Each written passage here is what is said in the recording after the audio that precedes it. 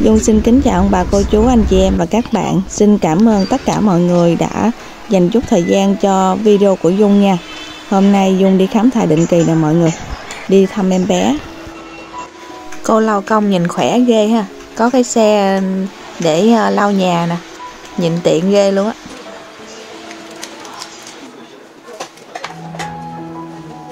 Ở bên đây mỗi lần mà đi khám thai mọi người là Dung sợ những cái khúc này nè, lấy lần 5-6 ống. Em bé trộm vía bữa nay khỏe mọi người, tình trạng thiếu máu của Dung cũng cải thiện nhiều rồi. Khám xong cầm sắp giấy đi về mọi người ơi. Hello, Dung xin kính chào tất cả mọi người nha. Thì hôm nay đi khám về mọi người, em bé trộm vía rất là khỏe và Dung thì tình trạng thiếu máu cũng cải thiện nhiều rồi mọi người. Về trễ quá nên là giờ ngồi tâm sự với mọi người luôn, không có nấu ăn gì hết trơn, ăn ở ngoài luôn rồi mọi người. Thì cũng có vài cô chú anh chị muốn nghe là Dung kể về cái việc cơ duyên nào Dung gặp chồng Dung á, thì sẵn bữa nay Dung lên tâm sự với mọi người luôn nha. Dung gặp chồng Dung á, thì cũng qua có người giới thiệu mọi người, có người dẫn chồng Dung về, có một bà bác có con gái lấy chồng ở bên Trung Quốc này nè mọi người, lấy chồng cũng ở gần chỗ Dung ở luôn nè. Thì kêu Dung đi xem mắt, tại vì nói là sẽ đi xem mắt, đi xem thôi, nếu mà hợp thì tiến tới hôn nhân, còn không thì thôi, mình đâu có mất mát gì đâu. Ở nhà kêu Dung đi thì Dung cũng đồng ý Dung đi. Nhưng mà cái số Dung cũng mắc cười lắm mọi người, gặp những người mà người nào cũng có một cái đặc biệt, cũng có một cái ấn tượng riêng hết trơn. Để Dung kể cho mọi người nghe nha. Mắc cười lắm. Người đầu tiên mà Dung đi xem mắt là một cái anh đó, nếu mà tính tuổi anh đó với Dung là tuổi cũng hợp á, thực ra cách nhau cũng không có nhiều hết trơn á. Lúc đó Dung 21 tuổi mọi người, còn rất là nhỏ, cũng rất là trẻ luôn đúng không. Cái anh đầu tiên mà Dung xem mắt là anh mới có 28 tuổi à, là cách nhau cũng đâu có nhiều đâu đúng không. Nhưng mà cái ấn tượng đầu tiên của Dung về anh đó là anh đó rất là cao hơn Dung cỡ cái đầu, 2 cái đầu á. Nhưng mà rất là ốm nha, ốm mà xương hàm nó bằng góc cạnh luôn á. Thì Dung bây giờ Dung nghĩ lại chắc là lúc đó đi qua Việt Nam ăn không có hợp khẩu vị á, nên là ốm như vậy. Nếu mà có da có thịt một tí nữa rất là nhìn cũng đẹp á, đẹp trai á. Thì xem mắt anh đó xong rồi tới qua lần thứ hai là xem mắt 2 người, xem mắt 2 người trong đó có chồng Dung. Thì qua đợt thứ hai á thì Dung lại có thêm một ấn tượng, thêm một anh nữa, là anh đó rất là mập. Tại vì người bình thường á, bình thường mình Dung gặp một người hơi dư ký một tí thì Dung cũng không có gì ấn tượng nhiều đâu. Nhưng mà tại vì người đầu tiên Dung xem mắt là đã một ốm nhôm rồi, ốm nhôm cao nhồng. Xong qua lần thứ hai lại thêm một anh mập nữa, nó đối lập nhau không. Thì anh đó đi chung với chồng Dung. Thì mọi người cũng biết là ở Việt Nam mình nắng nóng nữa, rồi anh đó đi do là mập á nên là mồ hôi mồ kê rất là nhiều. Xong rồi qua tới chồng Dung đi chung với anh mập đó luôn đó mọi người, 2 người đi chung á. Tướng tá thì cũng ok à, không mập cũng không ốm, mà cũng cao ráo, nhìn gọn gàng sạch sẽ. Xong Dung nhìn ấn tượng đầu tiên là cái trán trợt. Thì mọi người xem video của Dung cũng thấy đó, đầu không có tóc nữa. Mà lúc đó về Việt Nam không có cắt tóc á, nên là tóc nó ra dài nữa, nên là nhìn cái đầu nó kiểu như nó to ra vậy đó mọi người. Ấn tượng đầu tiên của Dung về chồng Dung là cái đầu rất là to. Xong cái Dung cũng suy nghĩ trong đầu là sao số mình nó kỳ vậy, gặp những người mà người nào cũng có cái đặc biệt riêng hết trơn. Một người thì ốm, một người thì mập, còn một người thì tướng tá ok, mà cái đầu thì quá là to. Dung xong rồi cái đi về, xong đi về nhà Dung mới kể cho ở nhà nghe là sao mà số kỳ cục quá. Gặp người thì ốm, người thì mập, người thì đầu to như là mấy cái ông Phúc Lập Thọ mọi người. Lúc đó Dung tưởng tượng, Dung diễn tả cho ở nhà xem vậy á. Nhưng mà đâu có đến nỗi vậy đâu. Chồng Dung cái đầu cũng đâu có to, đâu có đến nỗi là phải đầu to như vậy đâu, mà tại vì Dung nói thêm nó bớt vô vậy đó. Cái ở nhà xem hình nó cũng cũng nhận xét rồi thấy chồng Dung là được nhất trong 3 người. Rồi nói Dung diễn tả tào lao, đầu đâu mà to vậy, đầu ai đâu mà to như là mấy ông đó được vậy. Nghĩ lại mắc cười mọi người. Cái ở nhà cũng kêu rồi nói là thôi Dung chọn chồng Dung đi, là người mà được nhất trong 3 người, nhìn gọn gàng sạch sẽ ngăn nắp này nọ. Cái Dung cũng không biết suy nghĩ làm sao á. Cái Dung cũng đồng ý luôn, đồng ý cái gộp luôn, là lúc mà cho chồng Dung hay là Dung đồng ý với chồng Dung á. Sau này đi về bên đây nè, nói Dung là lúc đó rất là mừng dữ lắm luôn, muốn ra đám cưới liền. Nhưng mà đâu có đám cưới liền được, mẹ Dung lúc đó là có công việc đi xa 1 tuần á. Cái chồng Dung mới từ Việt Nam bay về Trung Quốc, đợi cỡ 2 tuần sau thì từ Trung Quốc mới bay ngược về Việt Nam, rồi đi làm giấy tờ các thứ, chuẩn bị làm đám cưới ở bên Việt Nam đó mọi người. Làm đám cưới xong là cỡ 1 tuần sau là Dung với chồng Dung bay qua Trung Quốc luôn á. Mọi người thấy chớp nhón không? Thật sự Dung lúc đó Dung cảm thấy Dung rất là gan luôn nha. Kiểu như mình quen biết một người á, quen 1 năm 2 năm còn chưa chắc là mình chọn đúng người nữa, mà Dung kiểu như Dung duyên nợ tới sao á, nó nhanh kinh khủng luôn. Chưa tới 2 tháng nữa mọi người, Dung gặp chồng Dung này xong rồi đám cưới ở bên Việt Nam luôn là chưa được 2 tháng luôn á. Trong vòng 2 tháng thôi là Dung đã bay qua Trung Quốc rồi. Lúc đó mà Dung kiểu như bây giờ Dung nghĩ á, nếu mà lúc đó Dung chọn sai người hoặc là chọn một người chồng mà không thương yêu Dung á, thì không biết cuộc sống của Dung bây giờ như thế nào nữa. Tại vì qua Trung Quốc rồi đâu có giống như ở bên Việt Nam mà mình muốn đi về nhà là đi về được đâu mọi người. Qua Trung Quốc này rồi không có biết tiếng, rồi không có gành đường nữa, rồi sao mà về nhà được. Thì nói chung là khi mà Dung đặt chân qua Trung Quốc rồi á, là coi như số phận Dung giao cho chồng Dung rồi đó. Nếu mà thương yêu Dung thì Dung có cuộc sống tốt đẹp, còn không thương yêu Dung thì coi như là cuộc sống của Dung nó bế tắc rồi đó. Nhưng mà Dung cũng cảm thấy là bản thân mình rất là may mắn mọi người. Thật sự bây giờ Dung nghĩ lại, Dung cảm thấy bản thân mình rất là may mắn. Tại vì không phải ai mà lấy chồng qua Trung Quốc này cũng được may mắn đâu mọi người. Cũng có nhiều số phận cũng khổ lắm. Dung cũng từng chia sẻ đến mọi người á, là cái việc lấy chồng thì Dung không có chuẩn bị trước đâu, không có cái suy nghĩ trước. Tại vì lúc đó Dung mới có 21 tuổi, còn rất là nhỏ. Chồng Dung cách Dung tới 16 tuổi là mọi người. Theo mọi người thường nói là chồng già vợ trẻ, nhưng mà mọi người xem video của Dung có thấy là chồng Dung trẻ hơn tuổi không? Chồng Dung thì trẻ hơn tuổi, mà nhìn Dung thì già hơn cái tuổi thật nữa, nên là nhìn vợ chồng Dung không có xê xích gì nhiều, đúng không? Thì cái việc làm vợ á, việc lấy chồng á, Dung không có chuẩn bị trước, thì cái việc làm dâu làm sao mà Dung chuẩn bị trước được. Thật sự Dung không có nghĩ nhiều luôn á, chỉ là mình bay qua Trung Quốc, mình Dung xách cái đầu xách cái thân này qua Trung Quốc thôi, chứ không có chuẩn bị gì hết trơn. Bởi vì qua đây có nhiều cái bất ngờ lắm mọi người. Ở Việt Nam á, nói đến việc làm dâu làm vợ thì phải phục vụ chồng, phục vụ nhà chồng, đúng không mọi người? Thì trong đầu Dung cũng có những cái định nghĩa như vậy á. Cũng có nhiều chị em lấy chồng trước Dung á, cũng chia sẻ kinh nghiệm rồi nói về việc làm dâu như thế nào á, thì Dung cũng nghe cũng biết vậy thôi, chứ đâu có chuẩn bị hay là mình có kinh nghiệm gì đâu. Xong rồi qua đây á, cái có nhiều cái mà làm Dung bất ngờ lắm. Ba mẹ chồng Dung đối xử với Dung á, làm Dung bất ngờ nhiều cái đó mọi người.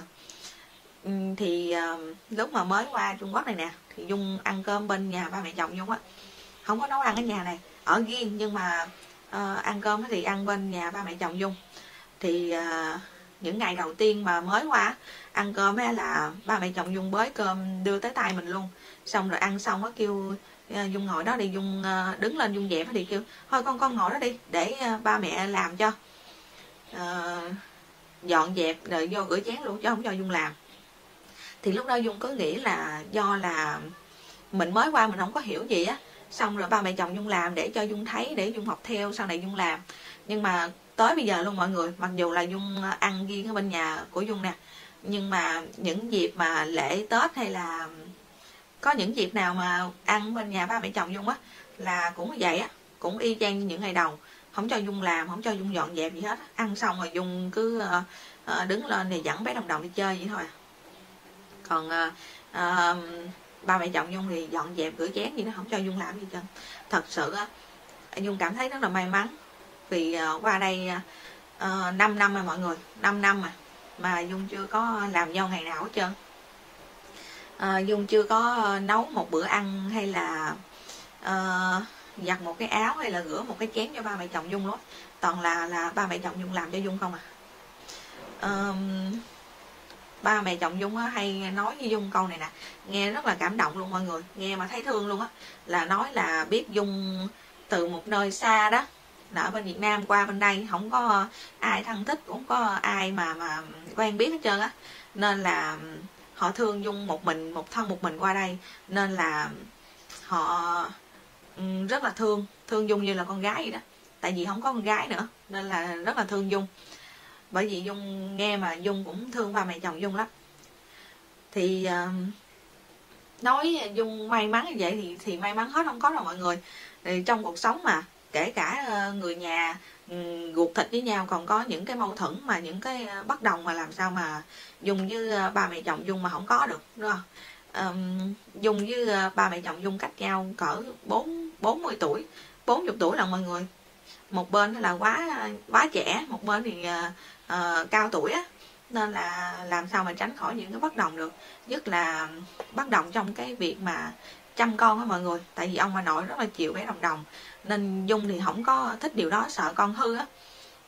Bởi vì có nhiều cái bất đồng lắm. Xong rồi cũng nhiều lúc giận nhau, giận xong rồi thôi mọi người. Tại vì đôi bên đều nghĩ nhau như là gia đình vậy đó. Xong rồi qua là thôi, đâu có để trong bụng gì lâu. Thật sự Dung cảm thấy là bản thân Dung rất là may mắn. Thì Dung cũng muốn gửi đến mọi người những cái điều mà tích cực thôi. Còn những điều tiêu cực á, đối với Dung là những chuyện nhỏ mà mọi người. Không biết người khác nghĩ sao, nhưng mà đối với Dung những cái điều tiêu cực như là giận hờn hay là bất đồng quan điểm, bất đồng trong ngôn ngữ, những cái điều đó là những chuyện nhỏ nên Dung bỏ qua. Mấy chuyện đó không có quan trọng nên Dung không có muốn kể cho mọi người. Nhưng mà qua Trung Quốc này cũng có nhiều cái mà thiệt thòi cho những cô dâu Việt đó mọi người. Thì nếu có cơ hội Dung sẽ chia sẻ sau đến mọi người nha. Còn bây giờ thì Dung cũng nói nhiều quá mọi người nghe cũng chán á. Để clip sau Dung sẽ lên chia sẻ đến mọi người những cái khó khăn cũng như là những cái bất lợi đối với cô dâu Việt khi mà qua làm dâu bên Trung Quốc này nha. Còn ba mẹ chồng Dung thì do là ở hai bên, ở hai nhà khác nhau mọi người, nên là Dung cũng ít quay. Bây giờ Dung chỉ ở nhà thôi chứ không có đi đâu ra ngoài đường nhiều nữa, nên ít quay ba mẹ chồng Dung. Nếu mà có cơ hội Dung sẽ quay nhiều hơn nha. Để Dung quay bà nội tắm cho bé Đồng Đồng nè mọi người. Hồi nhỏ tới lớn là do bà nội một tay tắm cho bé Đồng Đồng không á. Đúng không? Đúng không? Đúng không?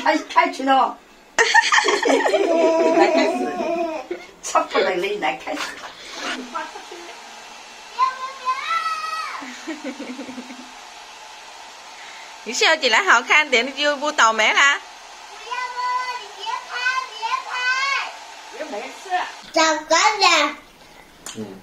Chào cả nhà. Chào ông bà chú chú. Thì trên thiên ly hả?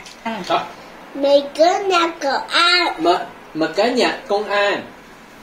Nay không có thời gian Dung làm bánh cuốn từ bánh tráng mọi người ơi. Có giò nè, với lại chả giò ăn với giá luộc. Thêm chén chè trôi nước nữa. Mời cả nhà cùng ăn với gia đình Dung nha. Đổ nước mắm vô.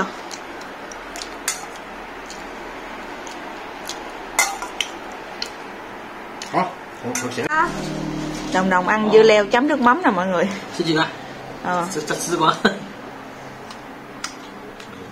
Cho ba Đồng Đồng ăn thử trước. Không biết ngon không mà ăn khí thế. Ngon không? Ô lấu con nhỏ ơi. Chơi chừng để qua ngồi vô. Có nhớ bạn. Cọ cho khỏi Cạo selfie. Dung dạy nói tiếng Việt mà cười cho qua gì đó mọi người. Nói khó quá, nói tiếng Việt khó quá. Hello, xin chào ông bà, cô chú, anh chị và các bạn đã đến với kênh Dung Family Cuộc Sống Trung Quốc. Hôm nay ăn bánh cuốn cả nhà ơi. Bánh cuốn nhưng mà Dung dùng bánh tráng. Có đầy đủ topping luôn. Món này Dung học trên mạng đó mọi người. Dùng bánh tráng để làm bánh ướt, làm bánh cuốn. Nó hơi dài, chắc do bánh tráng nó dày quá. Ngon không Đồng? Ngon.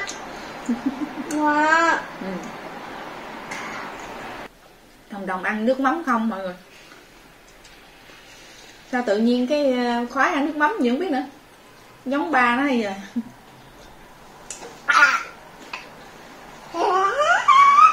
Thôi là biết đâu chưa? Rồi tự sao hổ lỗng thùng chị đã Dung bây giờ cảm giác như ăn cái gì cũng ngon hết trơn mọi người.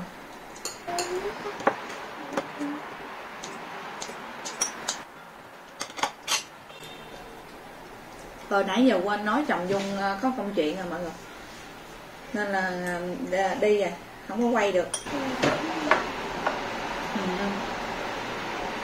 Sợ đồng luôn á. Ăn nước mắm không gì mà cũng ăn được á.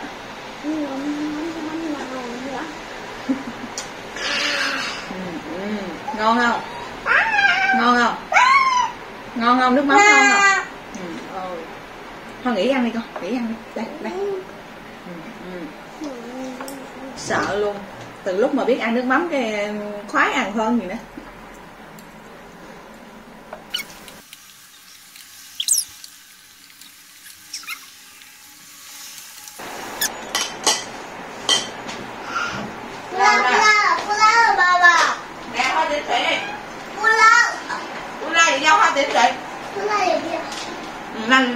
Đang quạm á. Chồng Dung hồi nãy á thấy làm cái chả giò nè, rồi cuốn bánh tráng nữa đó, mà Dung không có cho. Kiểu như ghiền bánh tráng hay sao mọi người. Dung đặt đồ để nấu phở rồi, vài bữa nấu phở cho ăn để đỡ ghiền.